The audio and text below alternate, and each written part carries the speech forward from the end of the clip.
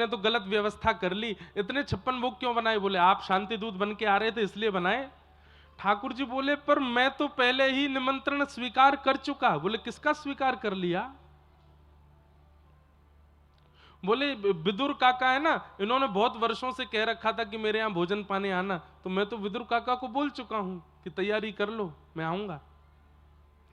विदुर काका ने अपने घर भोजन बना के रखा है, मुझे वहां जाना है। और 56 भोग छोड़ करके ठाकुर जी विदुर काका के यहां गए। और विदुर जी के यहां क्या हुआ है सबको पता है। आज है विदुर नहीं घर थे विदुरानी, आवत देखे सारंग पानी, आज फूली नाही समावना। क्या किया? पाटा उल्टा बिछा दिया, छिलके खिलाए ठाकुर जी को, और ठाकुर जी नेत्रों में अश्रु भर के पा रहे हैं प्रेम से। इसका मतलब क्या है? विस्तार में प्रेम प्रस्तुत नहीं होता, विस्तार में कहीं ना कहीं स्वार्थ है, और वो स्वार्थ से आपको रिझाना चाहते हैं। सब लोग भैया इधर देख लो, ने का देर में हम चले जाएंगे बस, फिर उसके बाद इधर उधर खूब देखते रहना, नेक देख लो। कई बार हम कई जगह जाते हैं, लोग बुके देते हैं बड़े बड़े फूल, महाराज उनमें 100 फूल हैं, 150 फूल हैं। कई एक तो परसों तरसों माला पहनाई, मैं जैसे 2 आ जाए इतनी बड़ी माला, कहीं कुछ कहीं कुछ कहीं कुछ, इतना सब लोग सामग्री देते हैं। पर एक दिन हम कहीं जा रहे थे, एक छोटी सी बालिका वो आई, एक पॉलिथिन थी, एक रैपर जैसा था, उसको दिया मैंने कि क्या है इसमें?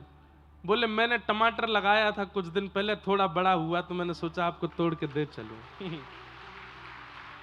इतना सा टमाटर उसमें।